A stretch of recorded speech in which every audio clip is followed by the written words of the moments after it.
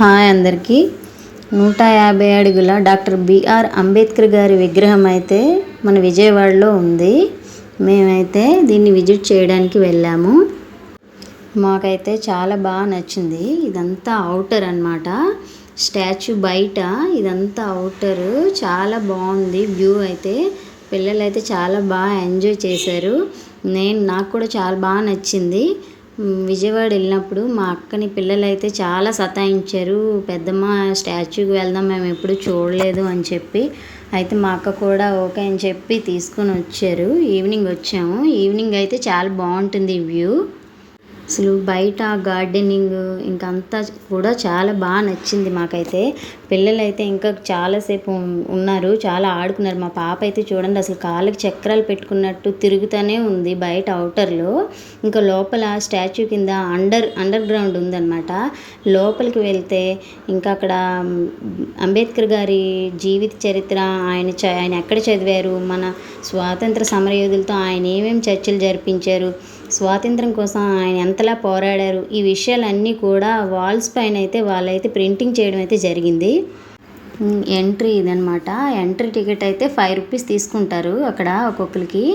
అంటే చిన్నపిల్లలకి అయితే టికెట్ ఏమి ఉండదు, మన పెద్దవాళ్ళకైతే 5 రూపీస్ అనమాట టికెట్. ఇది ఎంట్రీ. లోపలికి వెళ్ళే కొద్దీ ఇదిగోండి ఇలాగా వాల్స్ పైన ఆయన జీవిత చరిత్ర, ఆయన తల్లిదండ్రులు, ఆయన తోబుట్టువులు అందరినీ కూడా ప్రింటింగ్ చేశారు. ఆయన చేసిన మహాసభలు కూడా అన్నీ పెట్టారనమాట.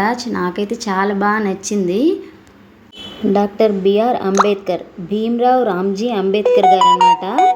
ఈయన 1891 ఏప్రిల్ 14న జన్మించారు.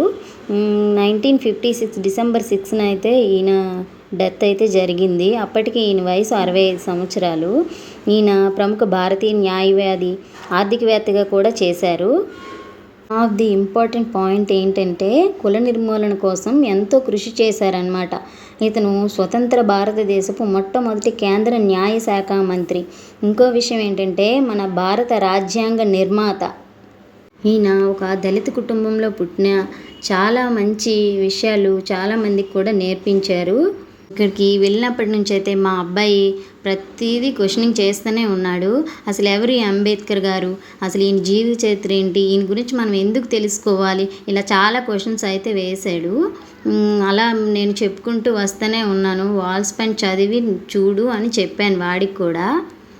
ఇదే స్టాచ్యూ కింద అండర్ గ్రౌండ్లో చూడండి, ఇక్కడ అంబేద్కర్ గారు కూర్చున్నారు. నిజంగా అంబేద్కర్ గారు వచ్చి కూర్చున్నట్టే అనిపించింది. నాకు అది ఒక బొమ్మలా అయితే అనిపించలేదు. ఇలా చాలా శిల్పాలు అయితే చెక్కారు. ఇలాగా మొత్తం అంబేద్కర్ గారు ఏమేమి చేశారు, ఆయన విద్యాభ్యాసం ఎక్కడ అయింది, ఆయన తల్లిదండ్రులకి ఇచ్చే విలువ, ఆయన తోబుట్టువులు పట్ట ప్రేమానురాగాలు అన్నీ కూడా ఈ వాల్స్ పైన అయితే చెక్కారు. ఇదంతా బయట అనమాట.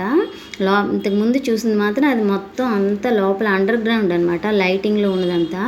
మా అబ్బాయి అయితే చూడండి ప్రతి శిల్పం దగ్గర కూడా నేను అంబేద్కర్ గారితో ఫోటో దిగాలి, కంపల్సరిగా దిగాలి అని చెప్పి ఇంకా వాళ్ళ చెల్లి వాడు పోట్లాడుకుంటూ కూడా వచ్చి అక్కడైతే ఇంక ఇలాగా ఫొటోస్ అయితే దిగారు. ఫొటోస్ వీడియోస్ చాలా అయితే తీసేసుకున్నారు.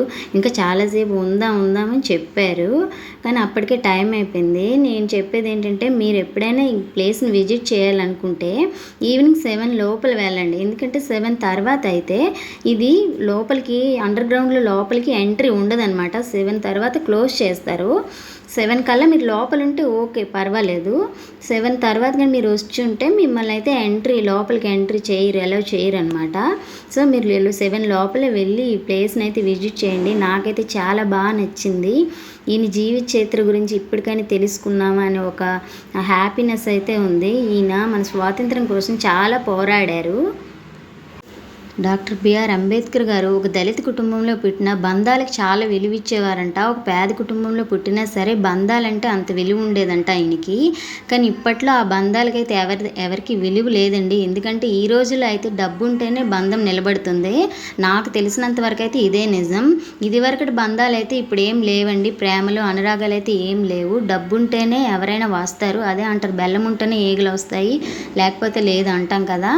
ఇప్పుడు కూడా అంతే, డబ్బు ఉంటేనే ఎవరైనా మన దగ్గరికి వస్తారు. మన దగ్గర ఆ రూపాయి లేకపోతే మనల్ని ఒక పురుగును చూసినట్టయితే చూస్తారనమాట జనం. బయట వాళ్ళే కాదు, బంధువులు, మన రక్త సంబంధికులు కూడా అంతే. నాకు తెలిసినంత వరకు అయితే ఇది నిజం. మీరేమనుకుంటున్నారో కామెంట్ చేయండి. ఎప్పుడైనా విజయవాడ వెళ్తే మాత్రం కంపల్సరిగా అయితే ఈ ప్లేస్ని అయితే మీరు విజిట్ చేయండి. చాలా హ్యాపీగా అనిపిస్తుంది. మా పిల్లలు అయితే చాలా ఎంజాయ్ చేశారు. ఇంటికి వెళ్ళిన తర్వాత కూడా ఇంకోసారి వెళ్దామమ్మా అని చెప్పారు. మీకు నచ్చినట్లయితే లైక్ చేయండి, కామెంట్ చేయండి, సబ్స్క్రైబ్ చేయండి.